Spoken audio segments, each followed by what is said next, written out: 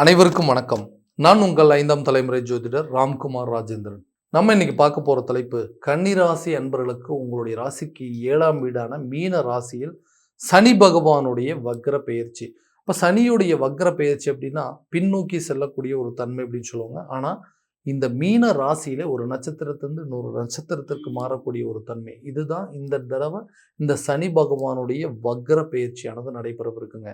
இந்த நிகழ்வு காலகட்டங்கள் அப்படின்னு பார்த்தீங்கன்னா, ஜூலை மாதம் 27ஆம் தேதி முதல் டிசம்பர் மாதம் 11ஆம் தேதி வரை சுமார் 138 நாட்களுக்கு நடைபெறவிருக்குங்க. இந்த நிகழ்வு காலகட்டங்களில் கன்னிராசி என்பவர்களுக்கு தங்களுடைய வாழ்க்கையில் எந்த விதமான அற்புதங்கள் மற்றும் மேன்மைகள் தரப்போகுது அப்படிங்கிறத இந்த காணொலியில் தெளிவாகவும் துல்லியமாகவும் பார்க்கலாங்க. நம்ம சேனலை ஃபஸ்ட் டைம் பார்க்குறோன்னா அந்த சப்ஸ்கிரைப் பண்ணிக்கோங்க. பெல் பட்டன் கிளிக் பண்ணி ஆல் அப்படிங்கிற ஆப்ஷன் கொடுத்துக்கோங்க. கன்னிராசி அன்பர்கள் புதனை அதிபதியாக கொண்டவர்கள். புத்திக்கும் வித்தைக்கும் கல்விக்கும் அதிபதி இந்த புதன் என்று அழைக்கக்கூடிய ஒரு விஷயத்தை பண்ணணும்னா ஒரு தடவைக்கு 4 தடவை யோசித்து செயல்படக்கூடிய நபர்கள் இந்த கன்னிராசி அன்பர்கள். எல்லாத்தையுமே கரெக்டாக பார்த்து பார்த்து பண்ணுறேன். ஏன்னா எந்த சூழ்நிலையும் எந்த விதத்திலையும் தவறு நடந்துடக்கூடாது, யாரும் நம்மளை குறை சொல்லிடக்கூடாது அப்படிங்கிற அளவுக்கு பார்த்து பார்த்து செய்யக்கூடிய நபர்கள். தன்னுடைய அட்வைஸை கேட்டு இன்னைக்கு பல பேர்த்தோட வாழ்க்கை திறமை மாறி இருக்கு. அந்த அளவுக்கு திறமைசாலிகள் அப்படின்னு சொல்லுவாங்க. எந்த வேலையை கொடுத்தாலும் செய்வாங்க, எந்த பிஸ்னஸ் எடுத்தாலும் டக்குன்னு பண்ணி முடிப்பாங்க. புத்திக்கும் வித்தக்காரங்க எல்லாத்தையுமே பர்ஃபெக்டாக செஞ்சு முடிப்பாங்க. இவங்க கிட்ட இந்த வேலையை ஒப்படைச்சோம்னா இவங்களால மட்டும்தான் செய்ய முடியும் அப்படிங்கிற பேர் வாங்கக்கூடிய நபர்கள் இந்த கன்னிராசி அன்பர்கள். எல்லாத்தையுமே பார்த்து பார்த்து தான் பண்ணாங்க. ஏன்னா என்னுடைய வாழ்க்கையில் என்ன தான் நடந்துச்சுங்க, நான் எதிர்பார்த்தது எதுவுமே சரியான விதத்தில் அமையல. நான் ஒன்று நினச்சி பண்ணுறேன், ஆனால் இன்னைக்கு டோட்டலாக வேறு விதமாக நடக்குது. உதவின்னு நினச்சி செஞ்சு அது உபத்திரத்தில் முடியுது. நல்லவங்க நினச்சி கூட சேர்த்து அவங்களே நமக்கு துரோகம் பண்ணக்கூடிய அளவுக்கு சூழ்நிலைகள் வந்தது. எல்லாருமே ஏதாவது ஒரு விதத்தில் என்ன முதுகில் குத்துறதுக்கு தான் ட்ரை பண்ணுறாங்க. நல்லபடியாக போயிட்டு இருந்ததுங்க. எல்லாத்துக்கும் உதவி செஞ்சுட்டு இருந்தேன். நான் பாட்டுக்கு நான் உண்டு என் வேலை உண்டுன்னு போயிட்டு இருந்தேன். என்ன நடந்ததுன்னு தெரியல. திடீர்னு என்னுடைய வாழ்க்கையே புரட்டி போட்ட மாதிரி இன்னைக்கு தலைகீழ தான் நிற்கிற அளவுக்கு சில சூழ்நிலைகள் அப்படிங்கிறது வந்துச்சு. என்னதான் நடந்தது, ஏன் இப்படி?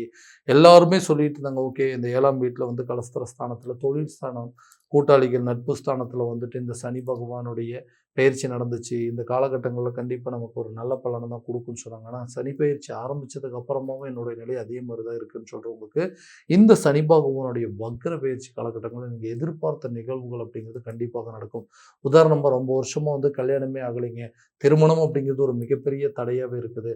நானாக விருப்பப்பட்டு நானாக ஆசைப்பட்ட ஒரு வாழ்க்கை எனக்கு சரியான விதத்தில் அமையல, என்னை தேடி வரக்கூடிய வாழ்க்கையாவது நல்லபடியாக இருக்குமே அப்படின்னு சொல்லி லவ் பண்ண விஷயங்கள் எல்லாமே இன்றைக்கி வந்து ஃபெயிலியராக போனதுக்கப்புறமா அரேஞ்ச் மேரேஜ் அப்படிங்கிறது தன்னை தேடி வர லைஃப் நல்லபடியாக இருக்கும்னு நினச்சி முயற்சி எடுத்துகிட்ருக்கேன். அந்த முயற்சியும் கரெக்டான விதத்தில் நடக்க மாட்டேங்குது.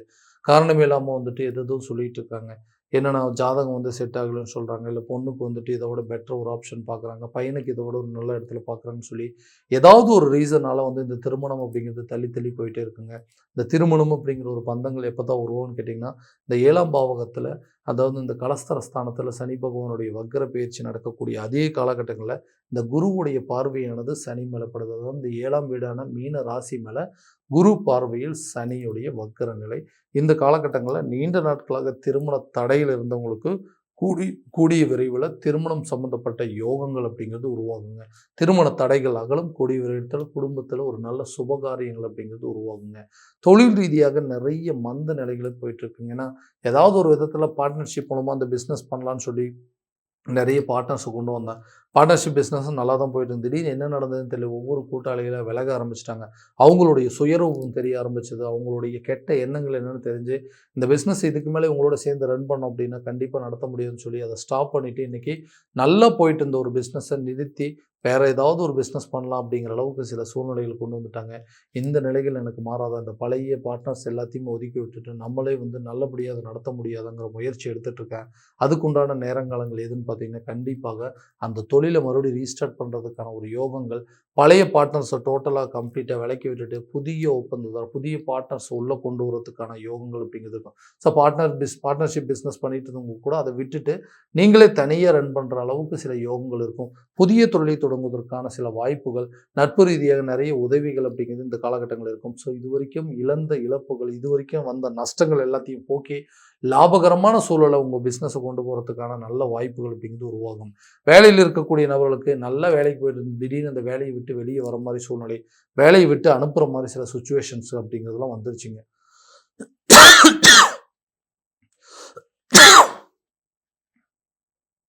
கண்டிப்பாட்டுங்க. ஸோ புதுசாக எனக்கு ஒரு வேலை அப்படிங்கிறது எனக்கு கிடைக்காதா? அதே நேரத்தில் இந்த வேலையில் ரொம்ப வருஷமாக இருக்கிறேன். எல்லா வேலையும் என் தலையிலேயே கட்டுறாங்க. இவர்கிட்ட ஒப்படைச்சா இதை கண்டிப்பாக நல்லபடியாக பண்ணி முடிப்பாருன்னு சொல்கிறாங்களே தவிர, அந்த வேலைக்கு உண்டான ரெகக்னைசேஷன், அதாவது அந்த பதவி உயர்வோ, சம்பள உயர்வோ, எனக்குன்னு ஒரு அங்கீகாரத்தை கொடுக்க மாட்டேங்கிறாங்க. எனக்கு பின்னாடி ஜாயின் பண்ணவங்களாம் இன்றைக்கி ஒரு நல்ல நிலையில் இருக்கிறாங்க. என்னோட நிலை இன்னும் அதே இடத்துல இருக்குது அப்படின்னு சொல்லி வருத்தப்படக்கூடிய நபர்களுக்கு கண்டிப்பாக பார்த்தீங்கன்னா, கூடிய சீக்கிரத்தில் உங்களுக்குன்னு உங்களுடைய முயற்சிக்கு தகுந்த ஒரு பலன் அப்படிங்கிறது கிடைக்கும். சில விஷயங்கள்ல தைரியமா கேட்கக்கூடிய அளவுக்கு யோகம் இருக்கும். ஏன்னா, அந்த 3ஆம் பாவகத்துல தைரியஸ்தானத்த குருவுடைய பார்வை பார்க்கறனால, இதுவரைக்கும் எனக்கு கிடைக்க வேண்டிய விஷயங்கள் என்னன்னா, உங்களுடைய குரலை உயர்த்தி கேள்வி கேட்கக்கூடிய அளவுக்கு சில சூழ்நிலைகள் வரும். எனக்கு தானே சார் அந்த வாய்ப்புகள் கிடைக்கணும். எனக்கு தானே இந்த இன்கிரிமெண்ட் கிடைக்க வேண்டியது இருக்கு. எனக்கு தானே இந்த ப்ரமோஷன் கிடைக்கணும். எப்படி இந்த எந்த தகுதியில் நீங்க குடுத்தீங்க அப்படின்னு சொல்லி சில விஷயங்கள் கேட்கக்கூடிய அளவுக்கு வாய்ப்புகள் இருக்கும். முயற்சி சம்மந்தப்பட்ட இடத்துல இந்த இந்த இந்த விஷயங்கள், இந்த கிரகங்களுடைய பார்வை, குருவுடைய பார்வை படுறதுனால, நீண்ட நாட்களாக நீங்க சில காரியங்கள் முயற்சி எடுக்காம இருந்திருப்பீங்க. ஒரு கவர்மெண்ட் ஜாப்புக்கு ட்ரை பண்றதோ, அல்லது வெளிநாடு சம்மந்தப்பட்ட முயற்சிகளுக்கான சில வாய்ப்புகள், அது எல்லாத்தையும் ட்ரை பண்ணாம இருந்திருப்பீங்க. இந்த காலகட்டங்கள்ல நீங்க அதுக்குண்டான முயற்சி எடுத்தீங்கன்னா, கண்டிப்பா அது ஒரு நல்ல பலன் குடுக்கும். உங்களுக்கு ப்ரமோஷன் கிடைக்கும், சேலரி இன்கிரிமெண்ட் கிடைக்கும், வெளிநாடு சம்மந்தப்பட்ட வேலையோ அல்லது அரசு சம்மந்தப்பட்ட வேலை வாய்ப்புகள் அப்படிங்கிறது இந்த காலகட்டங்களில் நிச்சயமாக இருக்கும். குழந்தை பாக்கியம் இல்லாத தம்பதியினருக்கு குழந்தை பாக்கியம் அப்படிங்கிறது கண்டிப்பாக ஏற்படும். ஏன்னா, ரொம்ப வருஷமா குழந்தை அப்படிங்கிறதே இல்லைங்க. நாங்களும் போகாத கோயில்ல, ஏறாத மருத்துவம் இல்ல, செய்யாத மருத்துவ முயற்சிகள் இல்ல. எல்லா விதத்திலயும் பார்த்துட்டோம். எங்களுக்குன்னு ஒரு வாரிசுகள் அப்படிங்கிறது இல்ல. இதனால எந்த ஃபங்ஷனுக்கும் போறதில்ல. யாரும் எங்கள சரியா இன்வைட் பண்றது கூட கிடையாதுங்க. இதனால நாங்களே எங்கள எந்த விசேஷத்துக்கும் போகாம நாங்களே தடுத்து நிறுத்திக்கிட்டோம். நாங்களே தனிமைப்படுத்திக்கிட்டோம்.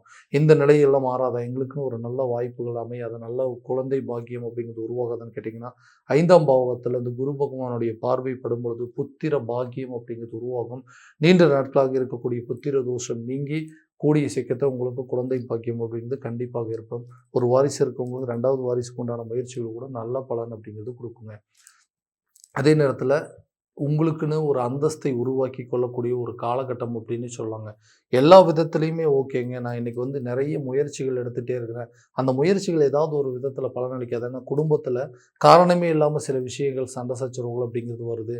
நல்லா போயிட்டுருக்குங்க. திடீர்னு அப்படி இருந்து எங்களுக்குள்ள ஒரு ஆர்கியுமெண்ட் அப்படிங்கிறது வருது. தேவையில்லாத நபர்களுடைய பேச்சு குடும்பத்தில இருக்கிறவங்களே நாத்தனார் பேசுறதோ, மாமியார் பேசுறது, மாமனார் பேசுறதுன்னு ஏதாவது ஒரு காரணத்தினால கணவன் மனைவி கிட்ட குறை சொல்றதும், மனைவி கணவன்கிட்ட குறை சொல்றது மாரி குடும்பத்துல ஒரு நிம்மதி இல்லாத ஒரு சூழல் அப்படிங்கிறது, தேவையில்லாத பிரச்சனைகள் அப்படிங்கிறது உருவாயிட்டு இருக்குங்க. அந்த பிரச்சனை தீராதா? கணவன் மனைவிக்கிடையே ஒற்றுமை ஏற்படாதா? பிரிந்த நபர்கள் ஒன்று சேர முடியாதுங்க. ஏன்னா நெறைய பேர் சண்டை போட்டு இன்னைக்கு டிவோர்ஸ் வரைக்கும் கொண்டு போகுது. காரணமே இல்லாம பிரச்சனைகள், காரணமே இல்லாத சில கருத்து வேறுபாடுகள்லாம் இன்னைக்கு நல்லா இருந்த குடும்பம் ஆளுக்கு ஒரு திசையா பிரிந்து வாழக்கூடிய சூழ்நிலைகள் ஏற்பட்டுச்சு. இதனால குழந்தைங்கள சரியான விதத்துல கவனிக்க முடியல. பெத்தவங்கள சரியான விதத்துல பாதுகாத்துக்க முடியல அப்படிங்கிற அளவுக்கு சூழ்நிலைகள் இருக்கும். அந்த நிலைகள் மாறும். இந்த கலஸ்தர ஸ்தானத்துல இந்த மனைவி சம்பந்தப்பட்ட யோகங்கள், கணவன் மனைவிக்கிடையே இருக்கக்கூடிய கருத்து வேறுபாடுகள் நீங்கி நல்ல ஒற்றுமை அப்படிங்கிறது மேலோங்கக்கூடிய தருணமாக இருக்க போகுது. சொந்தமா வீடு கட்டக்கூடிய முயற்சிகள் இந்த காலகட்டங்கள்ல நல்ல ஒரு பலன் அப்படிங்கிறது குடுக்குங்க. வண்டி வாகனம் சார்ந்த யோகங்கள், மண்மனை சார்ந்த யோகங்கள் அப்படிங்கிறதெல்லாம் கண்டிப்பாக இந்த தருணத்துல உங்களுக்கு ஒரு நல்ல முயற்சிகள், நல்ல ஒரு வெற்றி பலன் அப்படிங்கிறது குடுக்குங்க. ரொம்ப வருஷமா பூர்வீக சொத்துக்கள் இருக்கக்கூடிய வில்லங்கங்கள் தீர்ந்து அந்த சொத்துக்கள் உங்க கைக்கு சேருங்க. அதே நேரத்துல குழந்தைகளுடைய கல்வி சம்பந்தப்பட்ட விஷயத்துல நல்ல முன்னேற்றம் இருக்க போது. அந்த முயற்சிகள் அவங்கள படிக்க வைப்பதற்கான முயற்சிகள் அல்லது வெளியூர் சென்றோ இல்லை வெளிநாடு போய் படிக்க வைக்கலாம் அப்படின்னு முயற்சி எடுத்தீங்கன்னா கூட அந்த முயற்சிகள் ஒரு நல்ல பலன் அப்படிங்கிறது கொடுக்குங்க. எந்த துறையில் அவங்க மார்க்குக்கு தகுந்த மாதிரி அவங்களுக்கு நீங்கள் எதிர்பார்ப்புகள் ஏதாவது இருந்து இந்த காலேஜில் சீட்டு கிடைச்சா பரவாயில்ல, இந்த கோர்ஸ் இந்த டிபார்ட்மெண்ட் கிடைச்சா நல்லா இருக்குமே அப்படின்னு சொல்லி நீங்கள் எதிர்பார்த்தது கூட இந்த டைமில் நடக்குங்க. கவர்மெண்ட் எக்ஸாமுக்காக ட்ரை பண்ணிட்டு இருக்கிறவங்களுக்கு இந்த தருணத்தில் கண்டிப்பாக ஒரு நல்ல பலன் அப்படிங்கிறது கொடுக்குங்க. ஆரோக்கிய ரீதியாக இருந்த அந்த பாதிப்புகள் முழுமையாக விலக போது. ஆரோக்கியத்தில் குடும்பத்தில் யாராவது ஒருத்தருக்கு மாற்றி மாற்றி தேவையில்லாத உடல் ரீதியாக பாதிப்புகள் அப்படிங்கிறது கொடுத்துருக்கும். அந்த பாதிப்புகள் அப்படிங்கிறது முழுமையாக நீங்கும். பிரச்சனை என்ன அப்படிங்கிறது கண்டுபிடிச்சு அதற்குண்டானபடி ட்ரீட்மெண்ட் எடுக்கிறதுக்கான ஒரு காலகட்டம் அப்படின்னு சொல்லலாம். கடன் ரீதியாக நிறைய மன உளைச்சலை சந்திச்சிருப்பீங்க. ஏன்டா இந்த கடன் வாங்கணும்? யாருக்காகவோ கடன் வாங்கி எல்லாரும் பிஸ்னஸ் பண்ணுறாங்க, எல்லா பார்ட்னர்ஸாக வராங்கன்னு சொல்லி அவங்கள நம்பி கொண்டு போய் முதலீடு பண்ணால் இன்றைக்கி அவங்களாம் என்னை ஏமாற்றிட்டு போயிட்டாங்க. இதனால் காரணமே இல்லாமல் கடனாளியாகி நிற்கக்கூடிய அளவுக்கு சூழ்நிலைகள் வந்துச்சு. இந்த நிலையை மாற்றணும். கண்டிப்பாக இந்த கடனை எப்படியாவது அடைக்கணும்னு சொல்லி நிறைய ட்ரை பண்ணிகிட்டு இருக்கேன். பல பிஸ்னஸ் பண்ணணும் அப்படின்னு நினைக்கிறேங்க. அந்த பிஸ்னஸ்லேருந்து பணத்தை எடுத்து எப்படியாவது இந்த கடனை அடைக்கணும் அப்படின்னு முயற்சி எடுக்கிறீங்கன்னா கண்டிப்பாக அந்த முயற்சிகள் உங்களுக்கு ஒரு நல்ல பலன் அப்படிங்கிறது கொடுக்கும். நீண்ட நாட்களாக இருந்து வந்த கடன் சுமை அப்படிங்கிறது குறைப்பீங்க. கடன் இல்லாத ஒரு வாழ்க்கை வாழ்வதற்கான முயற்சிகள் கண்டிப்பாக நல்ல ஒரு பங்களிப்பு அப்படிங்கிறது கொடுக்குங்க. இதுவரைக்கும் நம்ம பார்த்தது எல்லாமே கோச்சார ரீதியான பலன்கள் மட்டும்தான். இந்த பலன்கள் அனைத்தும் உங்களுக்கு நடக்குமானா, உங்களுடைய சுய ஜாதகத்தை முழுமையா தெரிஞ்சுக்க, அதில் உள்ள திசாபுத்திகளை தெரிஞ்சு, அதற்குண்டான சில முயற்சிகள் எடுத்தீங்கன்னா, கண்டிப்பா நல்ல விதமான வெற்றிகள் அப்படிங்கிறது உங்களுக்கு கிடைக்குங்க. உங்களுடைய ஜாதகத்தை எங்கிட்ட பார்க்கணும்னு விருப்பப்பட்டீங்கன்னா, கீழ தெரியிற நம்பருக்கு கான்டாக்ட் பண்ணி அப்பாயின்ட்மென்ட் ஃபிக்ஸ் பண்ணிக்கோங்க. அப்படி இல்லையா உங்களோட ஜாதகத்தை வாட்ஸ்அப் மூலமா அனுப்பிச்சு வச்சீங்க அப்படின்னா, தெளிவான முறையில கணிச்சு துல்லியமான பலன்கள் அப்படிங்கிறது உங்களுக்கு தெரியப்படுத்தப்படுங்க. மீண்டும் அடுத்த காணொளியில் உங்களை சந்திக்கும் வரை உங்களிடமிருந்து விடைபெறுவது உங்கள் ராம்குமார் ராஜேந்திரன். நன்றி.